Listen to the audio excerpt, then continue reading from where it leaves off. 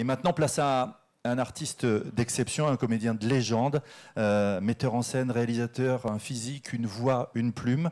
Il touche à tout, il est libre et il conjugue ses talents au plus que parfait. Francis Huster, je vous demande d'accueillir chaleureusement, s'il vous plaît. Francis Huster. Merci Francis d'être avec nous. Et je vais appeler mon ami Philippe Legrand, journaliste. N'oubliez pas de vous procurer son livre, Mère Teresa, ce qu'elle n'a pas dit, bosse sur un ouvrage sur les Inuits. Philippe Legrand qui va m'accompagner et que je vous demande d'accueillir chaleureusement également.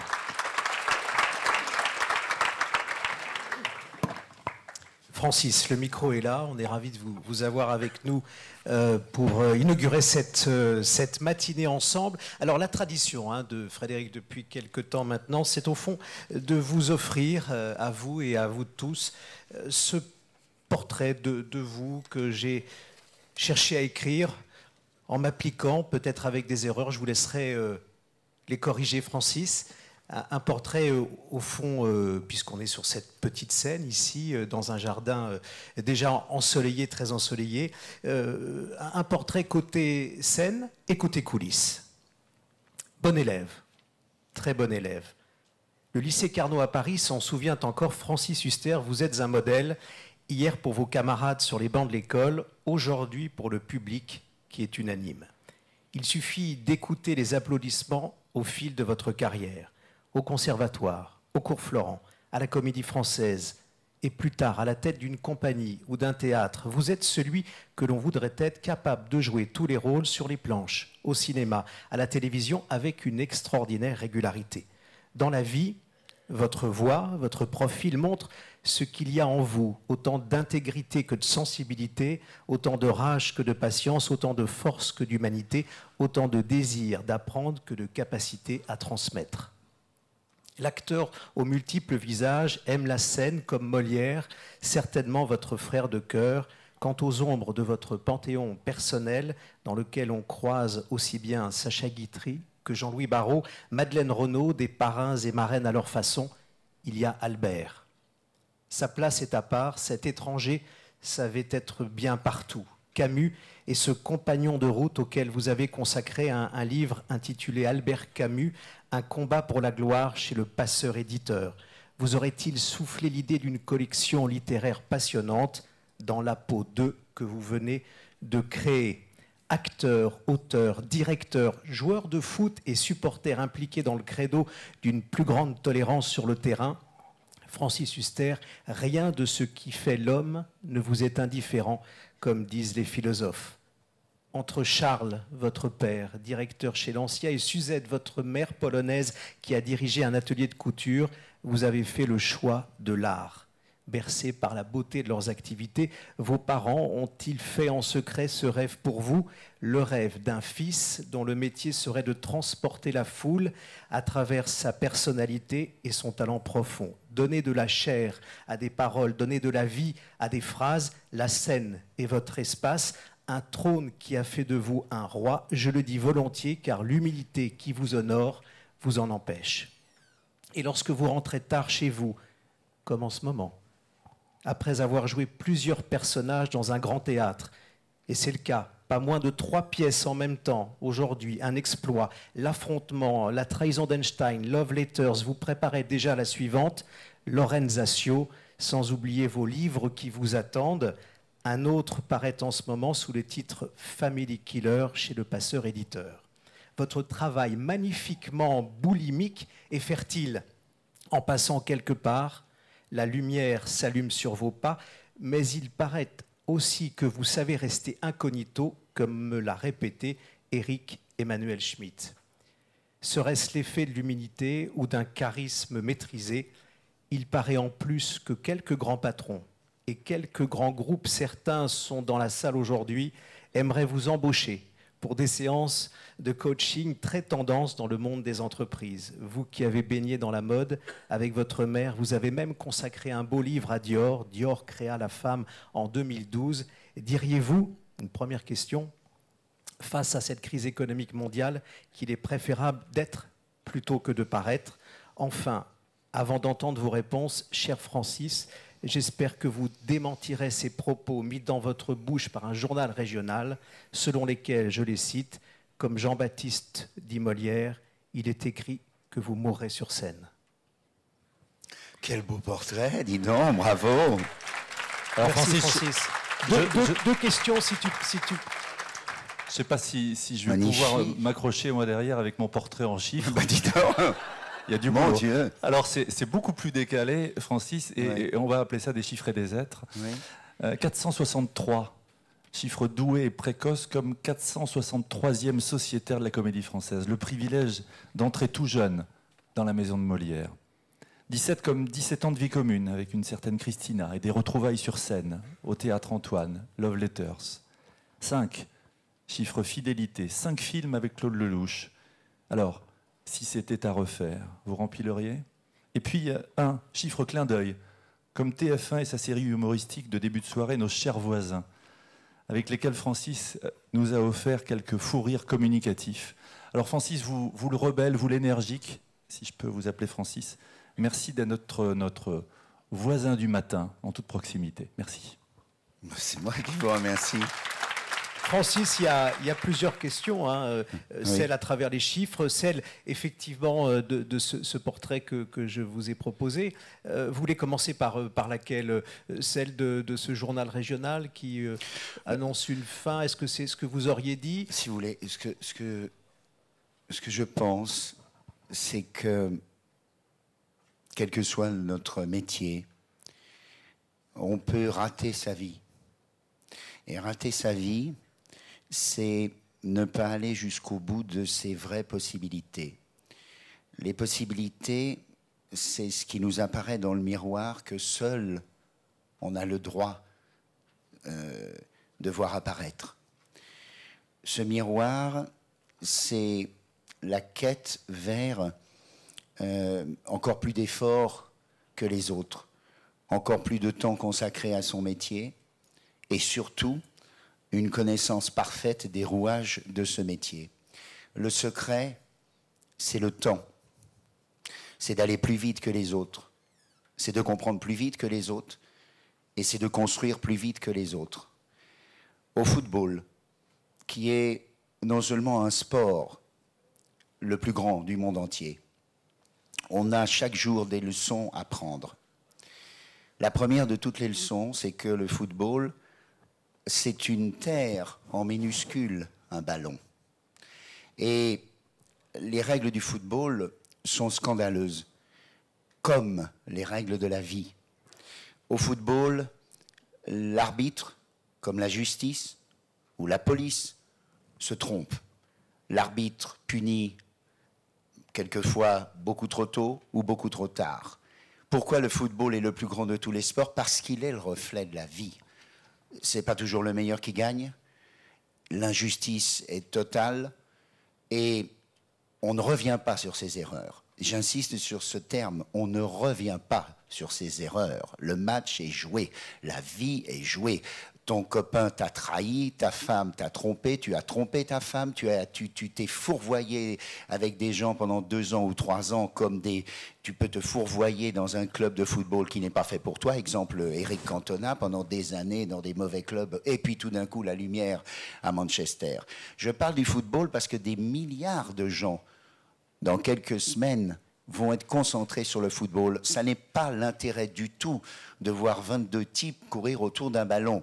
C'est que pendant ce laps de temps, le match, le temps s'arrête. Et que paradoxalement, des milliards de gens prennent une leçon de vie humaine. Qu'est-ce qui compte au football? C'est de se dire que la passe de football, le ballon, c'est exactement la passe humaine entre nous, dans notre métier, quel qu'il soit. Que si cette passe humaine est trop rapide ou trop lente et n'est pas adressée à la bonne personne, tout rate. Or, le secret du football, ça n'est pas de passer de là à là, c'est de passer la balle dans le vide. Et c'est dans ce vide que le partenaire doit aller. Donc ça veut dire que dans la vie courante, dans votre métier, vous devez passer déjà la balle dans le vide, précéder l'endroit où se fera l'union qui peut construire quelque chose.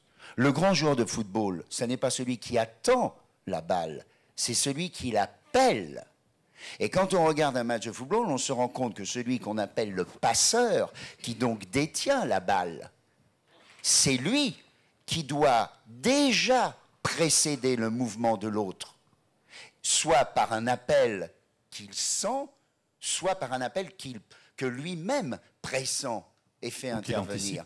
Ce qui se trouve d'extraordinaire avec le football, c'est que, comme dans la vie, quand on a un cancer, quand on est dans une situation professionnelle dramatique qui semble perdue, tout peut arriver. Et jusqu'à la dernière seconde du match, le match n'est jamais ni gagné ni perdu. Il y a donc des valeurs humaines, des valeurs philosophiques de combat, de redressement de soi et d'aller jusqu'au bout de ce que l'on peut faire et surtout de comprendre qu'on ne joue pas le match tout seul.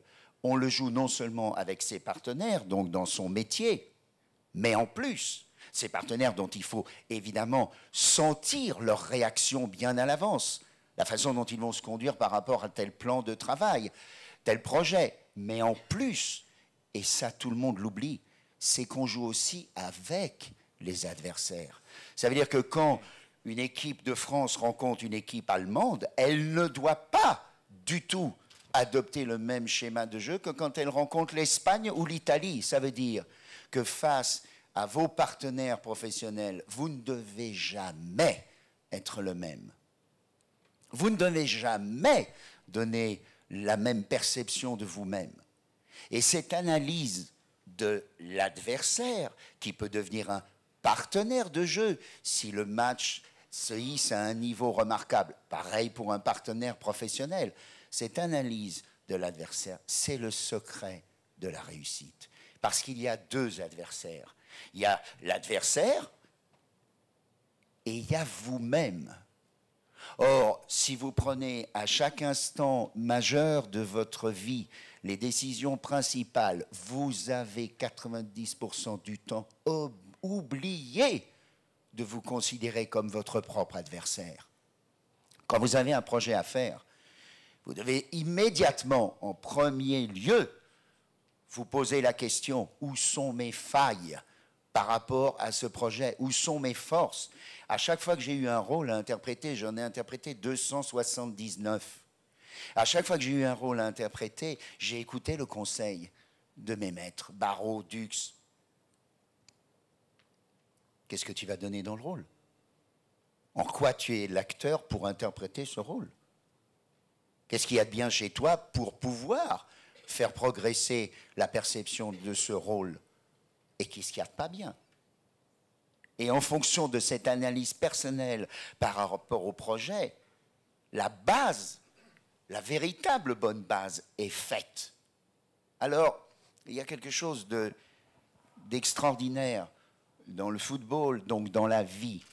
Et il faut l'admettre. Et je sais que ça n'est pas du tout une mentalité française. Et la preuve, il a fallu plusieurs mois, on compte d'ailleurs maintenant en nombre d'années, pour qu'on se décide à donner à la France un Premier ministre qui soit un chef d'orchestre. Peu importe qu'il soit sympathique ou non, la France a besoin d'un chef d'orchestre. Et un chef d'orchestre, c'est quelqu'un qui, comme un entraîneur, un sélectionneur, un metteur en scène, un patron, décide, lui et lui seul.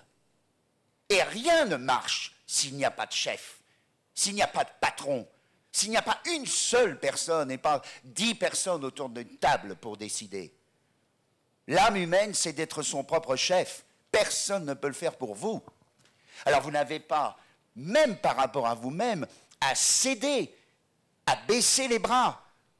Un orchestre de musique, l'élite totale, dont tout le monde d'ailleurs, immédiatement assis dans une salle, est entraîné à un respect immédiat. Ah bah oui, attends, des virtuoses. Ils savent ce que je ne sais pas. Or, ces virtuoses, Rubinstein au piano, les plus grands, mais ils avaient besoin d'un chef d'orchestre. Et le rôle d'un chef d'orchestre, ça n'est pas de jouer à la place du virtuose. Est-ce que vous pensez une seule seconde, j'ai rencontré Herbert von Karajan au cours d'un grand échiquier, je lui ai posé la question, est-ce que vous pensez une seule seconde qu'un chef d'orchestre se permet de venir dire à un virtuose pianiste comment il doit interpréter? Mais enfin, écoutez, Karajan n'était pas un virtuose du piano. Il n'avait pas son mot à dire sur l'interprétation pianistique. Son mot à dire, c'est sur l'interprétation de l'ensemble. Et s'il n'y a pas un maître d'œuvre pour l'ensemble, comme un maître d'œuvre pour l'ensemble de l'entreprise, elle ne fonctionne pas. Parce que le sens même de l'artistique, du sport ou de la création professionnelle, c'est que l'être humain est fait comme une pièce de deux côtés, pile et face. Le côté pile, c'est celui qui est aveugle, qui travaille, qui fait, qui est concentré, qui avance, qui cherche, qui trouve, qui ose, qui abat. Et le côté face, c'est celui qui est fragile, qui doute, qui perd du temps, qui se pose des questions, qui remet tout en question. Qui hésite. Le chef qui hésite. Or, à chaque match de football, à chaque interprétation, à chaque concert, à chaque pièce, il y a un moment où l'acteur, le musicien, le footballeur doute parce que son corps ne répond pas, parce que son esprit ne répond pas, parce qu'il a des moments d'absence. Vous n'êtes pas concentré du début de la journée jusqu'à la fin de la journée. Or, il se trouve que le chef d'orchestre, le patron, est fait pour que le doute de l'un soit effacé par la conviction de l'autre. Alors, le problème de notre époque, c'est que, quelle que soit la catégorie, au lieu de considérer, et j'emploie le mot considération, qu'on ne peut rien sans un chef d'orchestre, sans un patron, sans un chef tout court, qu'on ne peut rien. Au lieu d'avoir cette jalousie innée, imbécile à la française, ah, pourquoi c'est lui, pourquoi c'est pas moi, pourquoi machin, et moi je suis ceci, et moi je suis en bas, et lui, mec, pour qui il se prend?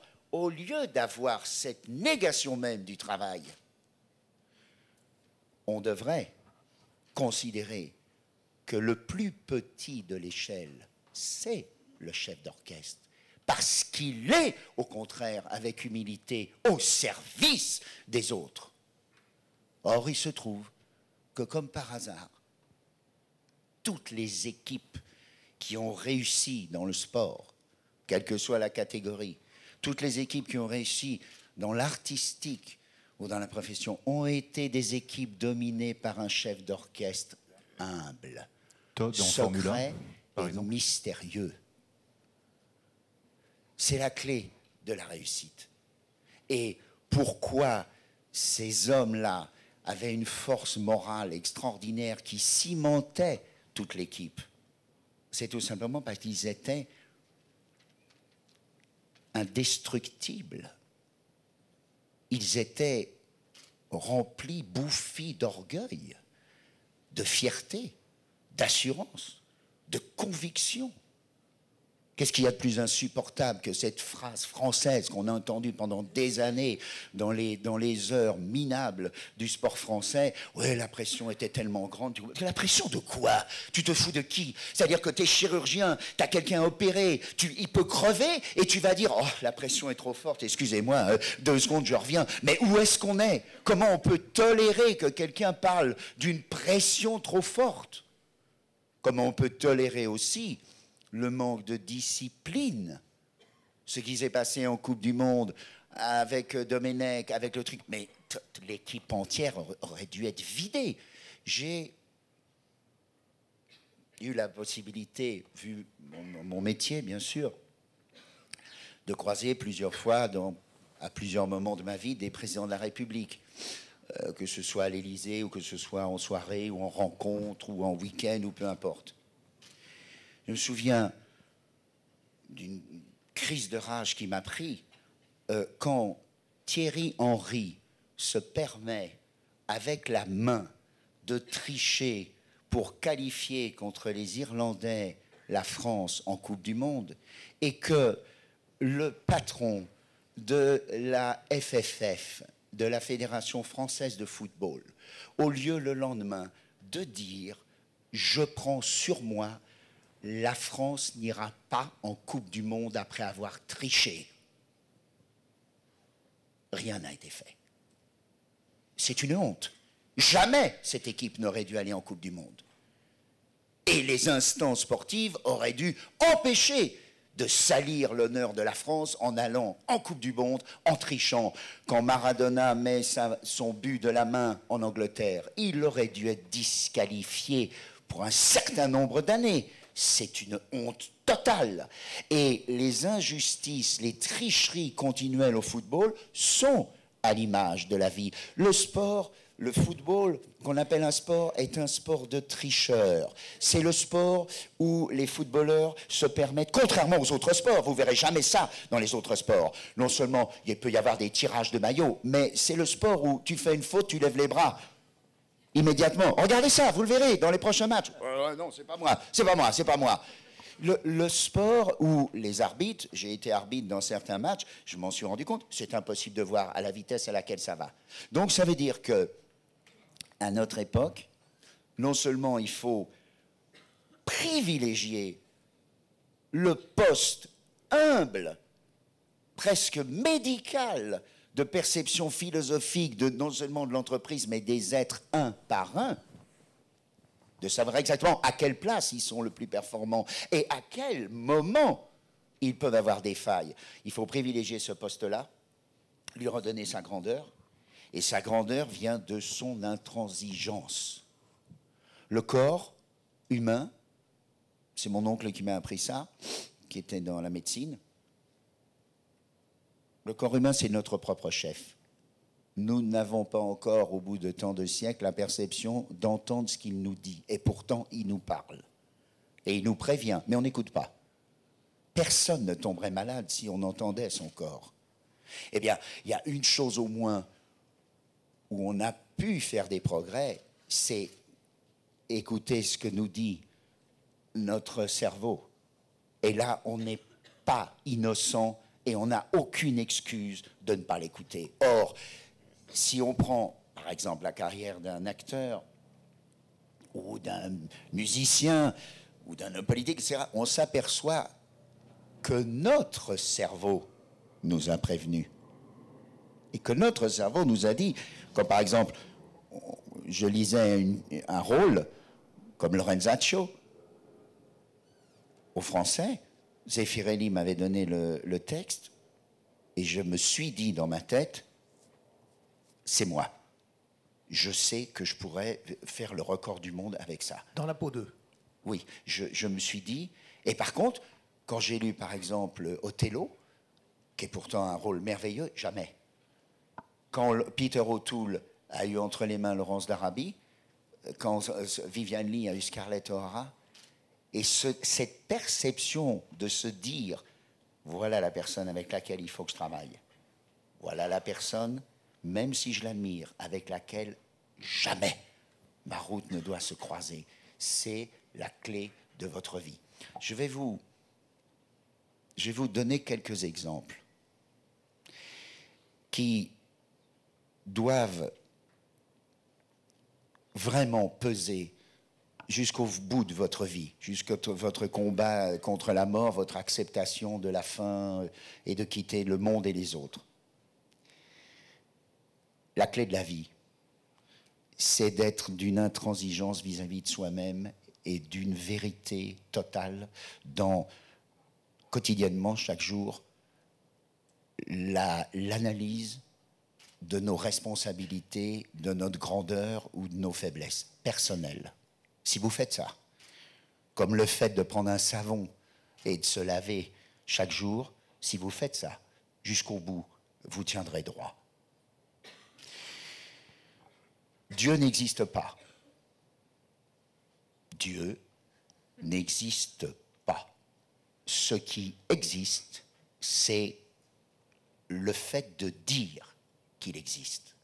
Et le fait d'oser dire, en parlant pour lui, qu'il existe, est devenu une telle sculpture mondiale une telle statue invisible que son ombre, même si la statue est une utopie, existe.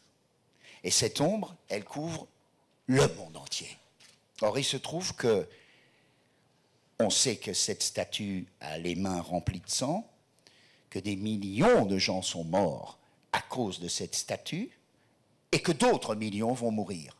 Mais la seule façon d'être heureux dans la vie, c'est de construire son propre Dieu. Ça peut être pour certains l'argent. L'argent pour apporter du bonheur à sa famille, aux autres, réaliser des rêves personnels. Ça peut être l'argent. Pourquoi ce serait sale d'avoir comme Dieu l'argent? Puisque l'argent peut permettre aussi, en contrepartie de positions égoïstes, de construire des hôpitaux, de construire des choses absolument magnifiques, de faire avancer le progrès humain. Quand tout d'un coup, pour l'Institut Pierre-Hugues du cancer, à l'Institut Fournier, on fait des soirées et que tout d'un coup, on a des centaines de milliers... Oui, ben cet argent sauve des vies.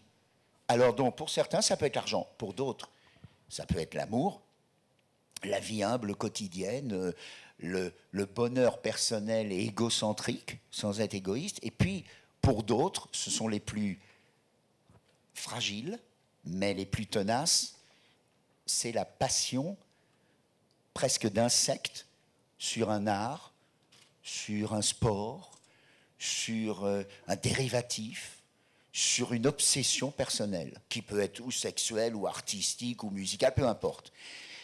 Je mets le doigt sur cette passion-là, c'est elle qui vous apportera 10 ans de plus dans votre vie.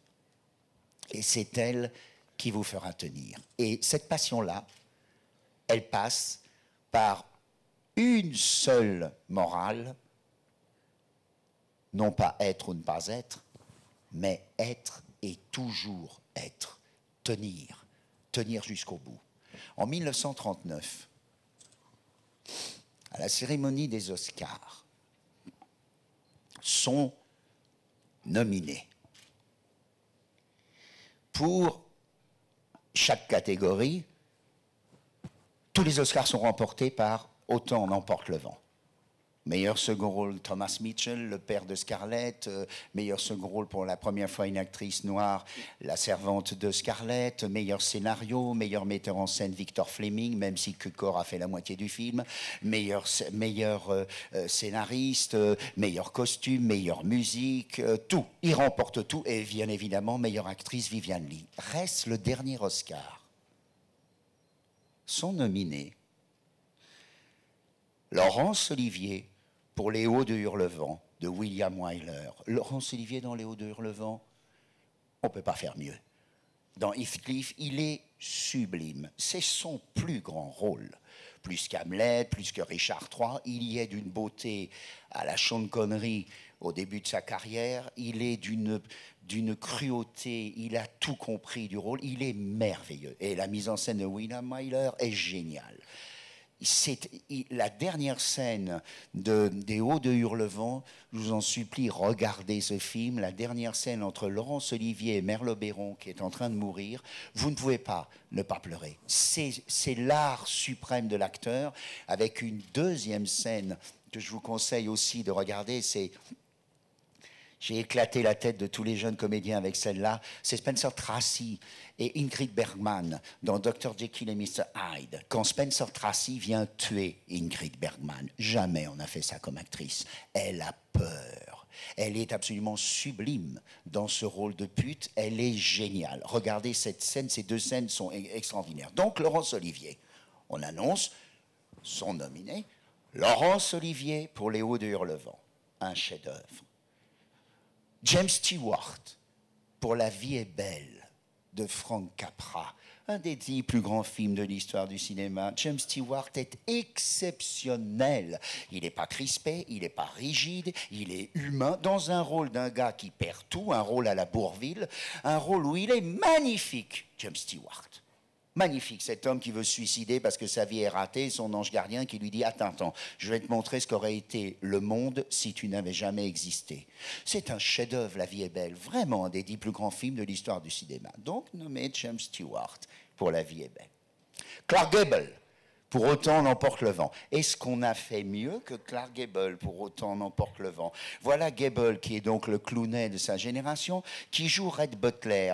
Imaginez-vous que Red Butler, c'est pas du tout Clark Gable qui devait le jouer. Ce que voulait Margaret Mitchell, l'auteur, c'était Rathbone, un acteur comme ça, très british, à la Texas et tout. Elle détestait Gable, elle le trouvait vulgaire, elle n'en voulait pas pour Red Butler. C'est lui qui arrive à décrocher le rôle parce que David O. Selznick, très intelligemment, fait un espèce de sondage bidon et comme Gable est l'acteur numéro 1 des États-Unis, il a sa star pour jouer. Et le voilà. Voilà Gable qui joue ce Red Butler. Écoutez, regardez le film.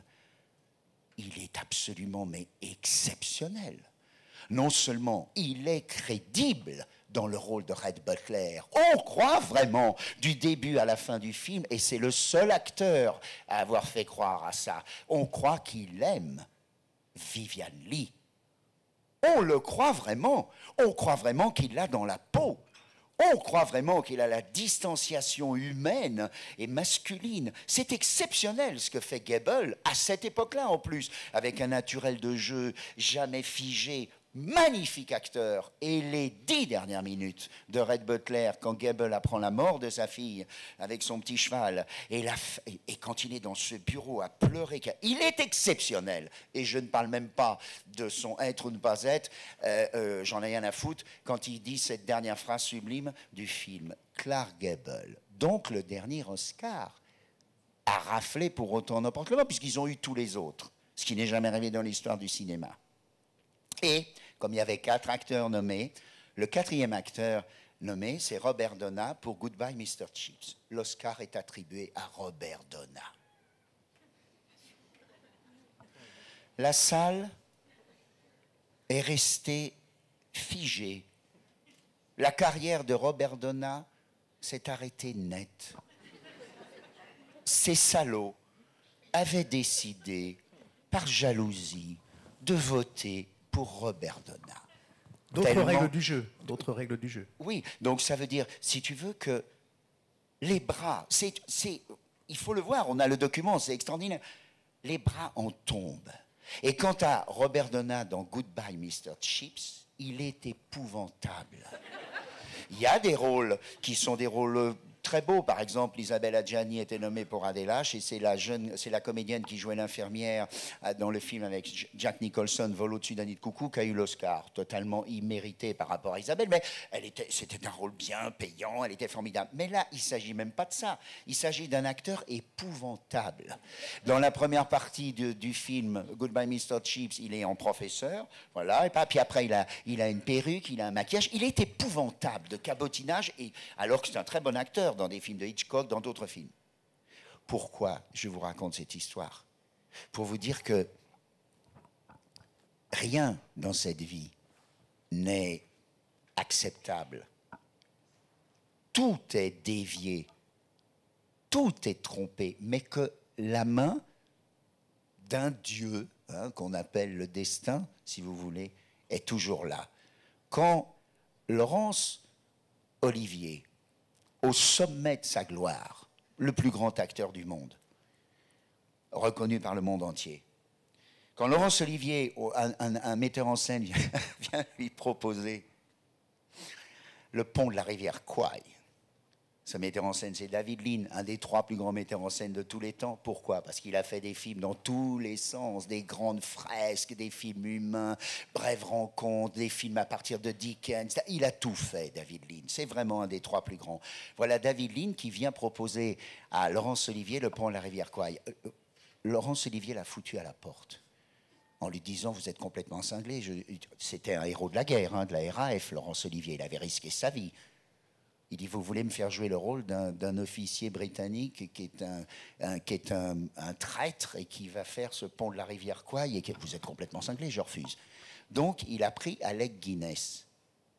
Et pour que le film puisse se monter, il a été chercher une star américaine, William Holden. Et comme il n'avait pas de quoi le payer, Holden a dit, bon, je m'en fous, je suis au pourcentage. Il est devenu milliardaire vu le succès du film.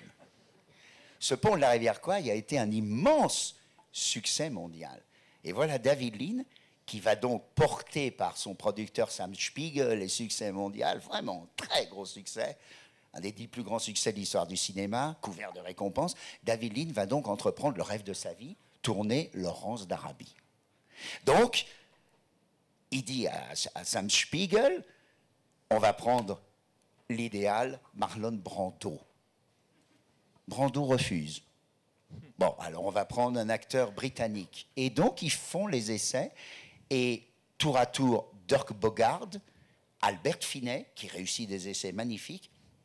Plusieurs acteurs britanniques sont sur le point de jouer le rôle. Et puis, Katharine Hepburn appelle David Lean et elle dit « Je sais qui doit jouer ce rôle.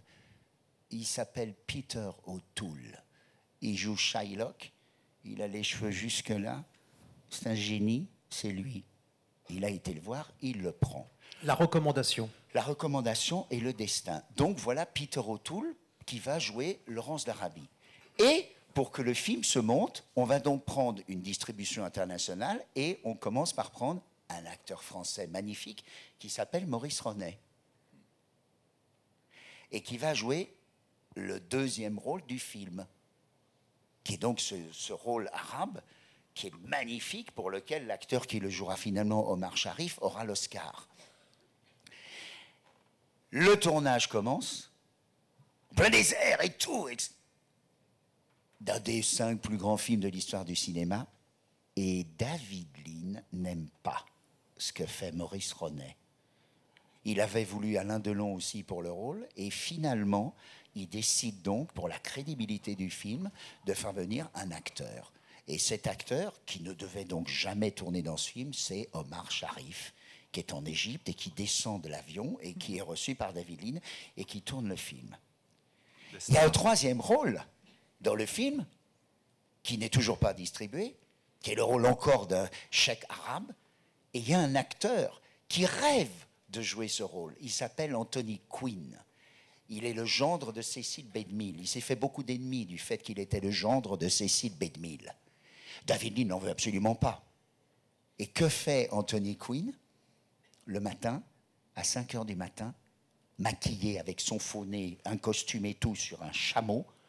Il vient sur le tournage, au bout du bout, où il y a les milliers de figurants, et il fait signe aux figurants qui le prennent pour un véritable arabe, qui montent sur leur chameau, qui le suivent, et des milliers de figurants avec Anthony Quinn en tête sont arrivés.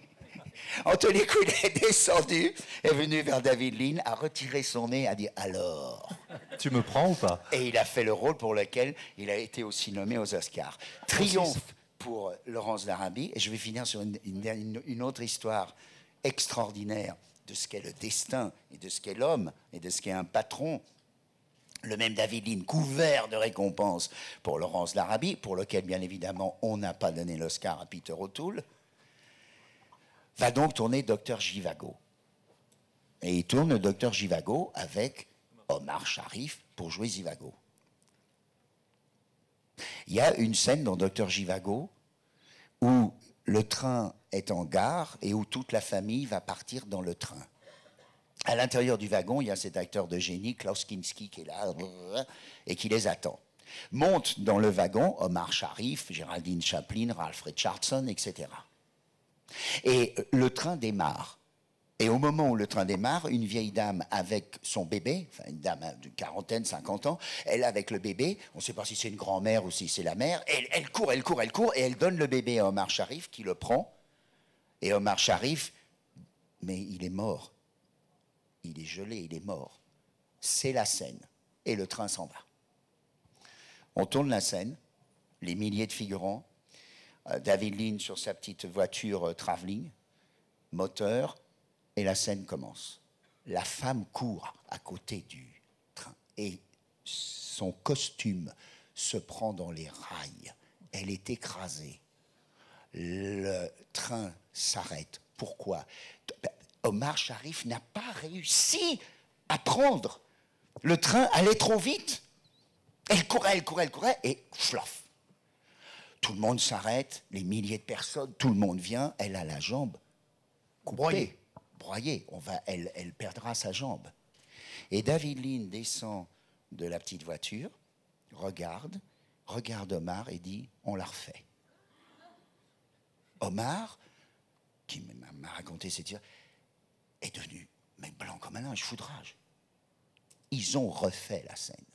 Et une fois que la scène a été tournée, Omar a donc vu Lean, et Lean lui a dit « mais c'était la seule chose à faire. Jamais on n'aurait retourné cette scène sinon. Je suis fils de militaire et tout, je suis peut-être dur et tout, mais c'était la seule chose à faire. » Eh bien, c'est ça le destin. C'est le fait Francis, que quand on t'annonce que tu as un cancer, quand on t'annonce que tu as perdu, quand on t'annonce que quelqu'un de ta famille a tel ou tel problème, c'est à toi d'avoir l'attitude de David Lean, sans aucun état d'âme. Attends, je veux raconter... Non, attends, je veux vous raconter... Ses leçons de vie, philosophie... Non, mais je veux vous raconter un truc la plus extraordinaire. Et son métier de patron. Non, l'histoire la plus extraordinaire... J'en ai 200, mais l'histoire la plus extraordinaire... Si, 2 histoires, allez. Une histoire extraordinaire. Et aussi une histoire de coaching. D'accord, un autre truc absolument extraordinaire. Sergio Leone. Sergio Leone, imaginez-vous, était donc l'assistant de William Wyler pour le tournage de Ben-Hur. Et il avait fait cette connerie d'oublier la montre de Charlton Heston pendant la course de chars. Donc Wyler avait été foudrage, parce que c'est lui, Leone, qui tournait la course de chars, pas William Wyler. Et donc, ils se sont engueulés, enfin bon. Mais finalement, on accepte que Sergio Leone, qui est l'assistant et qui a fait un travail magnifique avec cette course de chars, tourne son film pour les Américains. Donc voilà, Sergio Leone qui va inventer le premier western italien, qu'on appellera Spaghetti.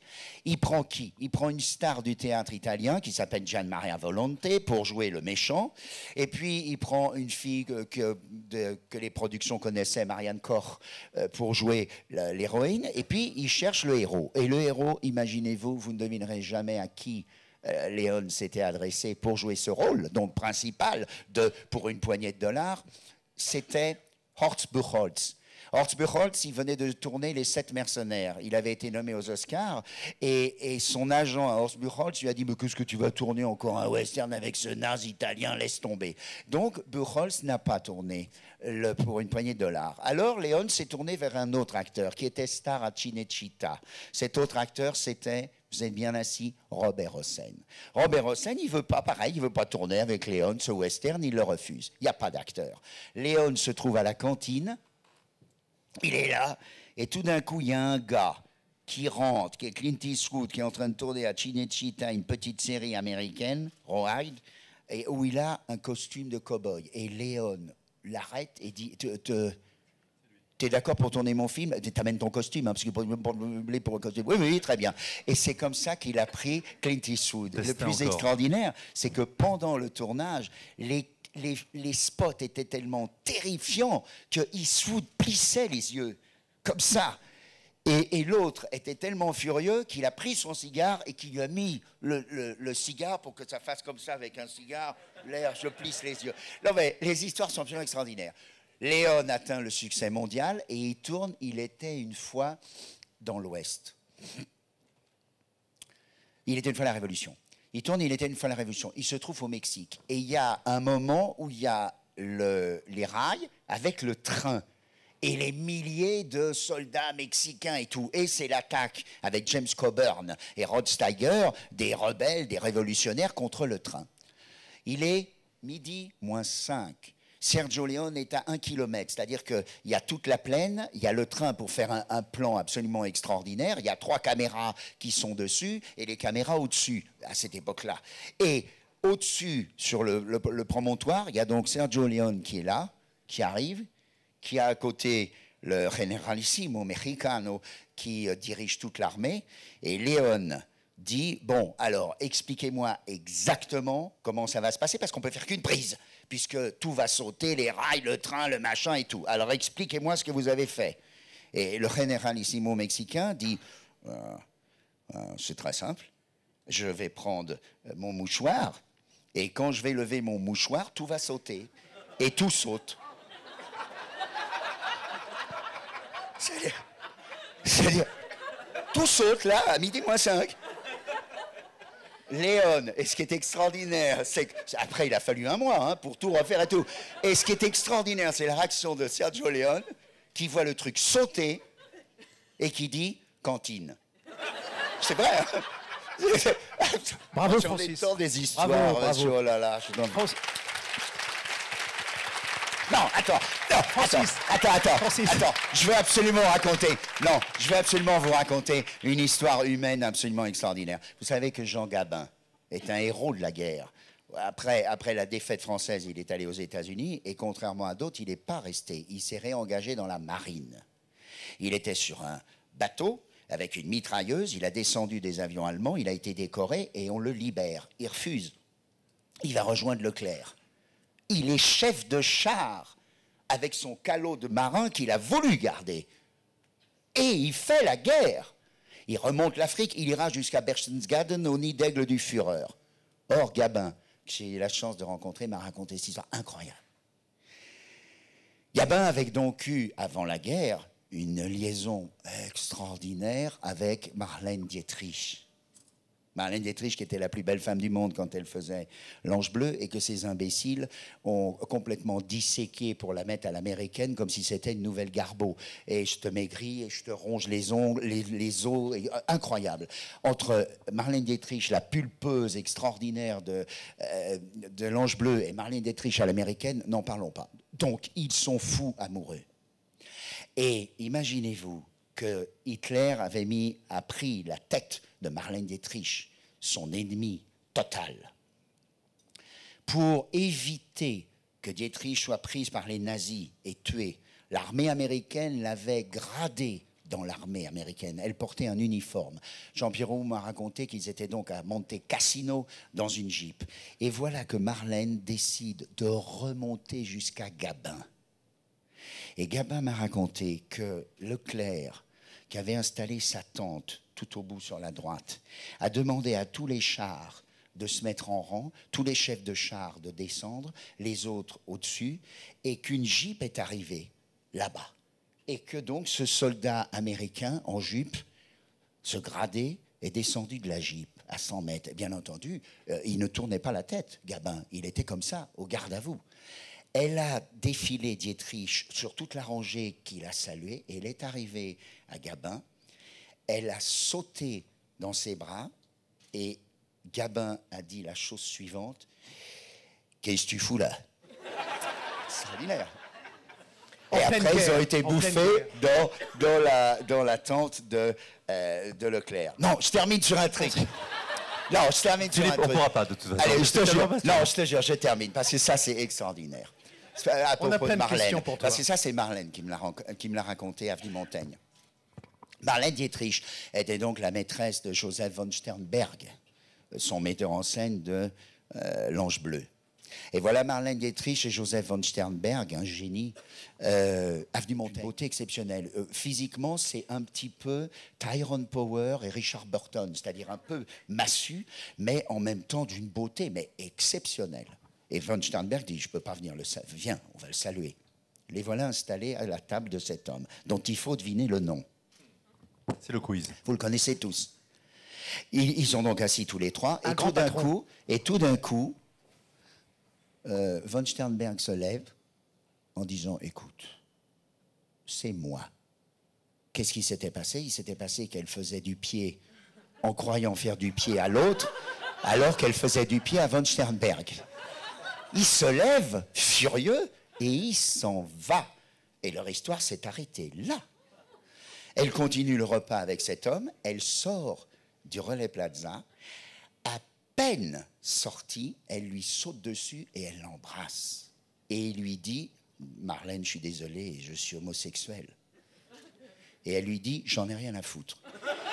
Elle l'amène dans un hôtel, ils deviennent amants. Et leur histoire d'amour est extraordinaire. La correspondance entre eux jusqu'au bout de leur vie existe. Cet homme-là, non seulement va devenir donc jusqu'à Gabin l'homme de la vie de Marlène, mais après, une fois que Marlène sera partie avec Gabin et que la guerre aura lieu, cet homme-là, imaginez-vous, va devenir l'amant et le mari de Paulette Lévy, dite Paulette Goddard, la femme de Charlie Chaplin. Au moment du dictateur, il était déjà son amant et il va l'épouser.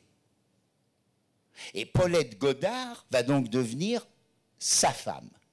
Donc vous voyez le parcours inimaginable. Qui est cet homme? Alors cet homme, c'est l'écrivain allemand sublissime qui s'appelait Erich Maria von Remarque. Et vous regardez l'aventure Remarque-Marlène Dietrich, c'est paru en bouquin, c'est absolument magnifique. Enfin, bon, je m'arrête là, sinon j'en ai 10 000. Francis, on j'en ai 10 000.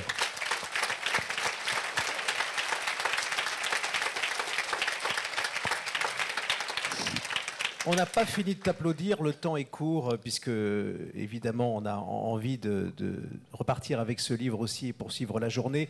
Ce sont des expériences de vie, ce sont des liens avec des organisations que tu as vécues, le théâtre mais aussi l'entreprise. Le cinéma, c'est la vie, le cinéma c'est aussi la vie dans l'entreprise, comme tu l'as raconté, avec des parallèles formidables et des exemples étonnants. Et puis tu as glissé dans tout ça ta philosophie. On a quand même envie de t'entendre aussi, toi qui as dirigé, qui dirige aussi encore des hommes, au fond, sur scène. Comment fais-tu pour, au fond, amener les uns et les autres à se dépasser? On est dans cette époque où il faut faire plus, toujours plus, aller chercher au fond de soi des choses qu'on ignore, au fond. Écoute, quand tu fais l'amour avec quelqu'un, il y a un moment où tu t'oublies complètement. Je dis bien, tu t'oublies complètement. Tu sais plus tout ce que tu fais, ni où tu es. L'autre le voit, le sent, et pareil pour l'autre, vice-versa. Un acteur ou un écrivain, ou quelle que soit la profession, c'est quelqu'un qui n'est fort que quand il s'oublie. Donc ça veut dire que, par exemple, quand tu prends une caméra, les acteurs ne sont bons que dans les moments où ils oublient qu'ils sont en train de jouer, où ils oublient qu'il y a la caméra, où ils oublient qu'ils ont des partenaires et où ils oublient que c'est totalement faux. Ça, c'est le metteur en scène qui aide? Le metteur en scène, 99% du temps, est mauvais. C'est-à-dire que 99% des metteurs en scène au cinéma sont mauvais. Tous les films devraient être sublimes, ils ne le sont pas, parce que les metteurs en scène, les chefs d'orchestre sont mauvais. Il y a beaucoup plus de metteurs en scène mauvais que d'acteurs mauvais. Un acteur, c'est quelqu'un qui est comme vous dans la vie, un acteur. Vous n'allez pas dire à quelqu'un qui vous dit bonjour, ça va? Non, ça va pas, je vais t'expliquer. Rien, vous dites ouais, ça va. Tout le monde joue dans la vie pour pas emmerder les autres. Et le problème, c'est que les metteurs en scène sont mauvais 99% du temps parce qu'au lieu de mettre en scène les acteurs, ils mettent en scène le film. Et ils ne savent pas diriger, les acteurs. Avant, le cinéma français était l'un des 3 meilleurs du monde, comme le deuxième, c'était le cinéma italien, et le troisième, le cinéma américain. Pourquoi? Parce que le cinéma français, contrairement à l'italien et l'américain, avait une spécificité, les dialogues. Donc les acteurs étaient dirigés par les dialogues. Et le metteur en scène n'avait plus qu'à s'occuper que de la caméra. Vous imaginez Claude Autant-Lara en train de diriger Gabin? Ben non. Pourquoi Clouzot ne tournait pas avec Gabin? Parce qu'il ne pouvait pas le diriger.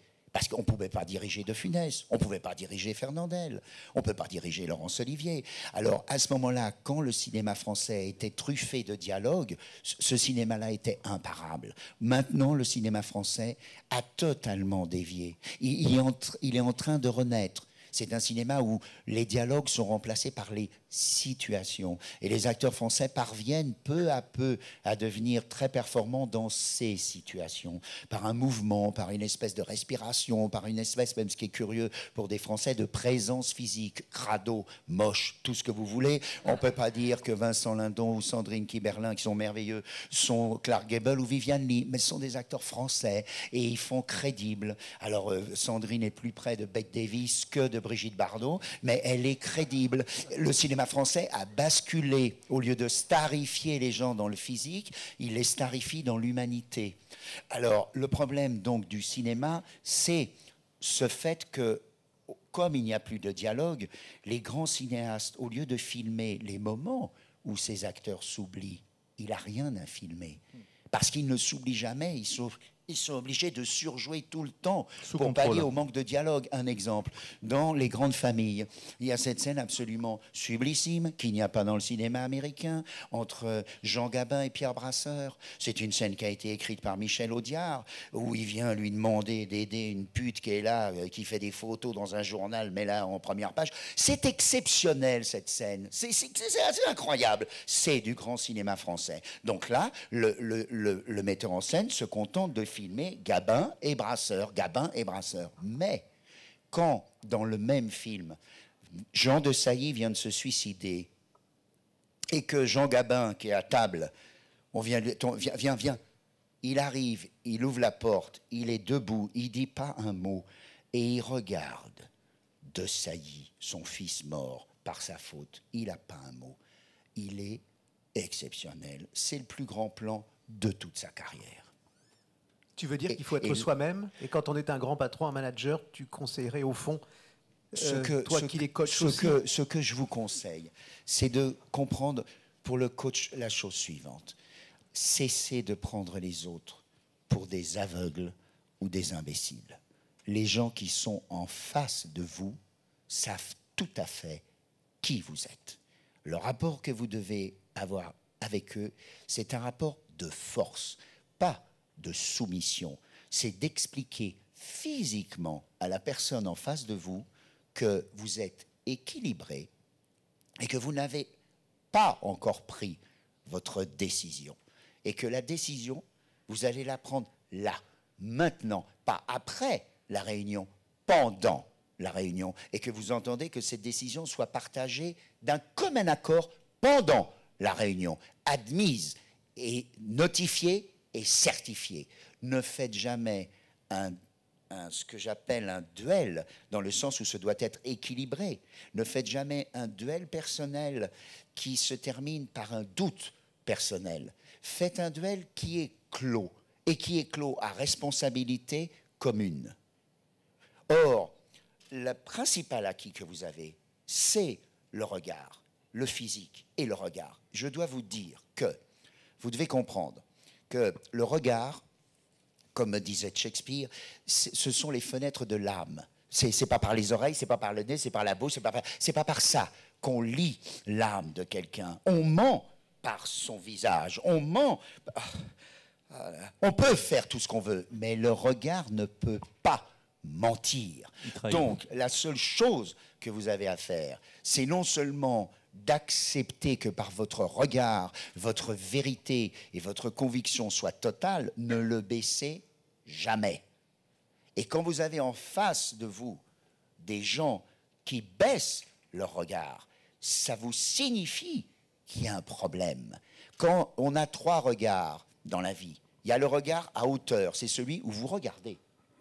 Vous ne faites pas ça pour regarder. Vous ne faites pas ça, vous regardez. C'est le regard horizontal. Celui-là, il est clair, il est net. C'est le regard qui reçoit et qui prend. Il y a un deuxième regard, qui est le regard sur soi-même. Oh merde, qu'est-ce que je vais faire? Ah putain, j'en ai marre, merde.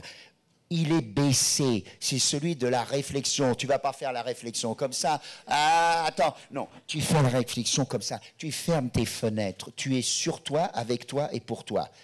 Ce regard-là, à aucun moment, il ne doit exister. À aucun moment. Parce que sinon, vous perdez votre temps. Vous êtes là pour avoir un regard qui vous apprend, un regard qui donne. Et le troisième regard de la vie, c'est celui de l'imprévu.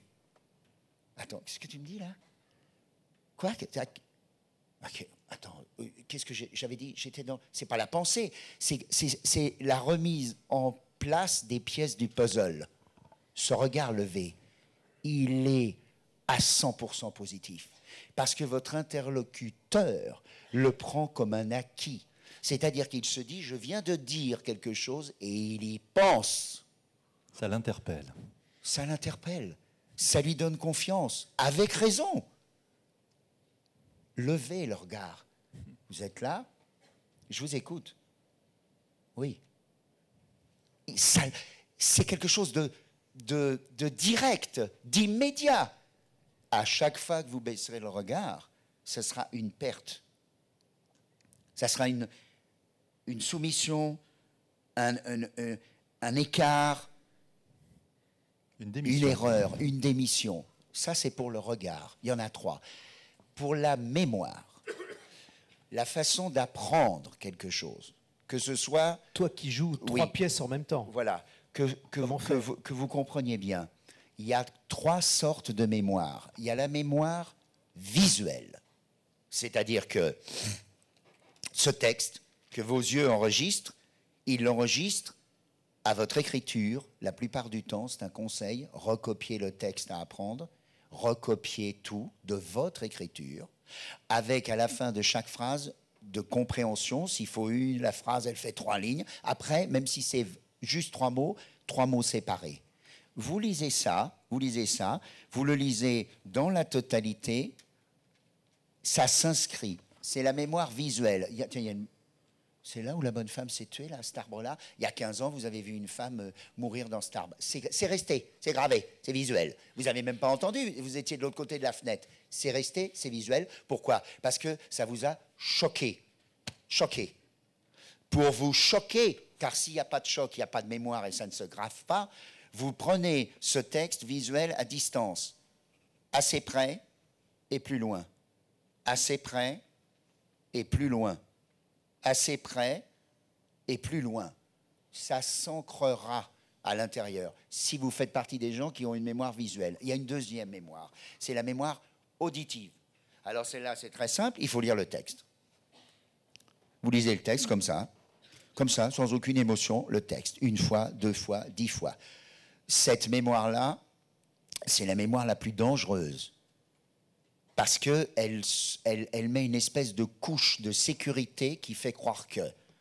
Et surtout, elle n'architecture pas l'ensemble, alors que la mémoire visuelle architecte automatiquement le texte.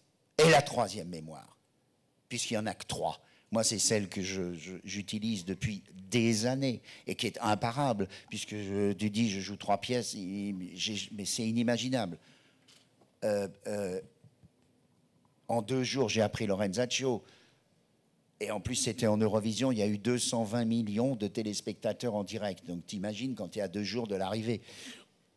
Cette mémoire-là, c'est celle-ci. C'est celle de la petite élève, de la petite fille et du petit garçon.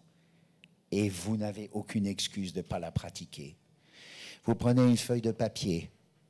Vous prenez votre stylo. Vous écrivez la première phrase, vous tirez une ligne. Vous écrivez la première phrase et la deuxième. Vous tirez une ligne. Vous écrivez la première phrase, la deuxième et la troisième. Vous écrivez une ligne. Et vous continuez comme ça de la première à la 200e. Le secret de la mémoire, c'est la vis entre la phrase 1 et la phrase 2. Par exemple, je ne t'ai point aimé, cruel. Qu'ai-je donc fait? J'ai dédigné pour toi les vœux de tous nos princes. Comment vous l'apprenez? Je ne t'ai point aimé, cruel. Qu'ai-je donc fait? Cruel qu'ai-je, cruel qu'ai-je, cruel qu'ai-je, cruel qu'ai-je, cruel qu'ai-je. 300 fois. Cruel qu'ai-je, cruel qu'ai-je. Je ne t'ai point aimé, cruel qu'ai-je. Ça vient tout seul. C'est pas la phrase dans sa totalité. C'est la vis du bout de l'autre et la vis du début de celle-là. Ça vient tout seul? Non, croyez-moi, c'est imparable. C'est imparable. Alors justement, Francis, pour finir, puisque c'est imparable. Pardon, je tiens à 4 heures. Francis, pour finir. Vous en rappellerez, rappelez-vous-en de ça, c'est incroyable. On va garder la mémoire de ce souvenir que tu nous l'as appris.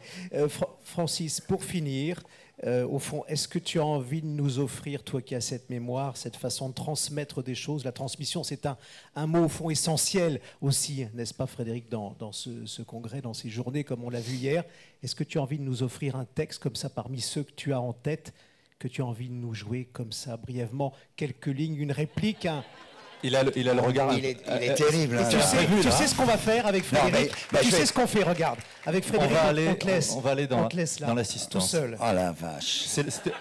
C'est le regard de l'imprévu. C'est fort, hein, là. Hein. Oh là là. Bon, alors je vais vous dire le misanthrope. C'est la plus grande scène de l'histoire du théâtre. C'est vrai que Shakespeare est supérieur à Molière parce que Shakespeare, comment expliquer? Et Shakespeare a tout inventé, dans le sens où c'est le premier auteur dramatique à avoir cassé le temps. Dans ses pièces, tu es là, puis après, tu es 30 ans après, ou tu es 20 ans en arrière. Shakespeare, au théâtre élisabétain, tu avais le droit de t'embrasser, de te tuer sur scène. Coriolan, il peut être lynché, Roméo et Juliette, il se tue, Othello, il étrangle devant le public Desdémone. En France, tu n'avais pas le droit. Dans Horace de Corneille, Horace, il est obligé d'aller tuer Camille en coulisses.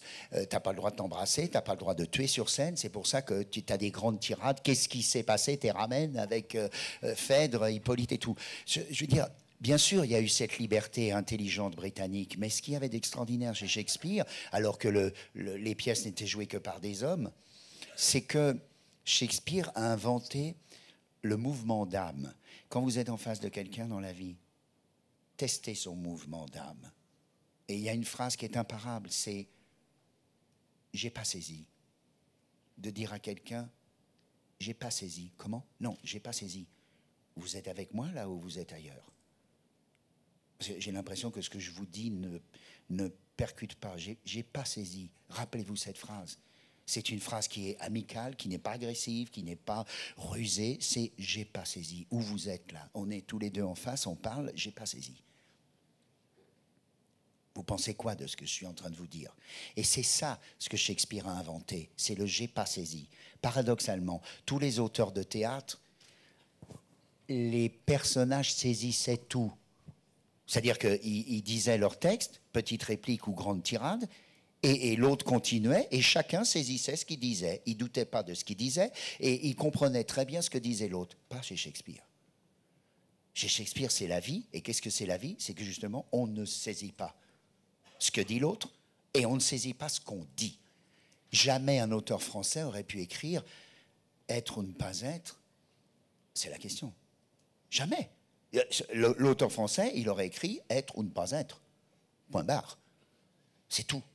Et il y a un auteur français qui est donc tout de suite la médaille de bronze derrière Shakespeare, c'est Molière. En musique, si vous voulez, le plus grand de tous, je dis ça, enfin j'ose dire ça parce que j'ai rencontré énormément de grands musiciens et de grands dans ma vie, donc je suis un peu influencé par ce qu'ils m'ont dit, mais je le crois, le plus grand de tous, c'est Beethoven. Bach, évidemment, s'il n'avait pas existé, il n'y aurait pas eu de Beethoven. Mais le plus grand, c'est Ludwig van Beethoven. Et la même chose que le plus grand, c'est Shakespeare. Mais, alors qu'on trouve tous les œuvres de tous les autres chez Shakespeare et toutes les œuvres musicales de tout, ah tiens, ça c'est presque, c'est pas du Beethoven, ça. Même si les deux plus grands, c'est Shakespeare et Beethoven, les deux génies, ce ne sont pas Shakespeare et Beethoven. C'est Mozart et Racine. Parce que Mozart et Racine, c'est une langue qui n'existe pas. C'est-à-dire qu'ils ont inventé une langue qui n'est pas la langue de tous les jours. Alors, je fais, hein. Et alors, ce que je veux dire, c'est que par exemple, dans Racine, dans Andromaque, quand Pyrrhus, non, mais dans Andromaque, que vous compreniez bien d'où vient la force du théâtre, dans Andromaque, quand Pyrrhus dit à Hermione, c'est fini, terminé, au revoir, j'épouse Andromaque, fous-moi la paix, et que Hermione lui dit,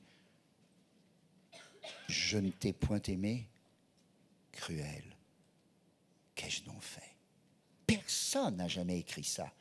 Personne. Ce que fait Racine et ce que font Mozart, ce que fait Mozart, c'est exceptionnel. C'est donc une autre vie, un autre monde qu'ils ont amené. Et de toute l'histoire du théâtre, je te promets que je finis par ça, il y a simplement un cas exceptionnel qui est l'équivalent de Charlie Chaplin pour le cinéma. Tu ne peux pas faire une encyclopédie du cinéma. Si tu n'as qu'une photo à mettre, tu es obligé de mettre Charlie Chaplin comme photo. Tu ne peux pas faire une encyclopédie du théâtre. Si tu as une photo à mettre, tu es obligé de mettre Molière. Pourquoi? Parce que Molière et Chaplin, ce n'est pas du théâtre, c'est la vie. Ce sont des dialoguistes. Et des dialoguistes de l'image par Chaplin. Personne n'avait jamais fait ça. Exprimer ce que son visage exprime dans les films muets, personne ne l'avait fait, alors que les autres sont hystériques et surjouent. Et exprimer ce que Molière fait, personne ne l'a fait. Alors, je finis par vous en donner la preuve. Voilà donc la plus grande scène de théâtre du monde. Même Shakespeare ne l'a pas faite, parce qu'elle sonne tellement vraie que même s'il y a 2 acteurs, c'est l'âme humaine qui parle. Alors voilà, c'est très simple. Donc c'est la première scène du Misanthrope. Qu'est-ce donc avez-vous? Laissez-moi là. Vous dis, courez vous cacher. Quoi? On veut au moins entendre les gens sans se fâcher. Moi je veux me fâcher, je ne veux point entendre. Dans vos brusques chagrins, je ne puis vous comprendre. Et quoi qu'ami, enfin, je suis tout des premiers. Moi? Votre ami? Rayez cela de vos papiers. J'ai fait, jusqu'ici, profession de lettres. Mais après ce qu'en vous, je viens de voir paraître, je vous déclare net, je ne le suis plus. Et ne veux nulle place en des corps corrompus. Je suis donc bien coupable, Alceste. À votre compte. Allez! Vous devriez mourir de pure honte. Une telle action ne saurait s'excuser, et tout homme d'honneur s'en doit scandaliser. Je vous vois accabler un homme de caresses. Témoignez pour lui les dernières tendresses, de protestations, d'offres et de serments. Vous chargez la fureur de vos embrassements, et quand je vous demande après quel est cet homme, à peine pouvez-vous dire comme il se nomme? Votre chaleur pour lui tombe en vous séparant, et vous me le traitez à moi d'indifférent. Morbleu! C'est une chose indigne, lâche, infâme, de s'abaisser ainsi jusqu'à trahir son âme. Et si par un malheur j'en avais fait autant, j'aimerais de regret pendre tout un instant. Je ne vois pas pour moi que le cas soit pendable, et je vous supplierais d'avoir pour agréable que je me fasse un peu grâce sur votre arrêt, et ne me pende pas pour cela. S'il vous plaît, que la plaisanterie est de mauvaise grâce. Mais sérieusement, que voulez-vous qu'on fasse? Je veux qu'on soit sincère. Et qu'en homme d'honneur, on ne lâche aucun mot qui ne parte du cœur. Quoi? Vous iriez dire à la vieille Émilie qu'à son âge, il sied mal de faire la jolie et que le blanc qu'elle a scandalise chacun? Oui. Ah. Adorez-la, qu'il est trop importun et qu'il a été... Francis Huster, je vous demande de lui faire une standing ovation. Merci Francis.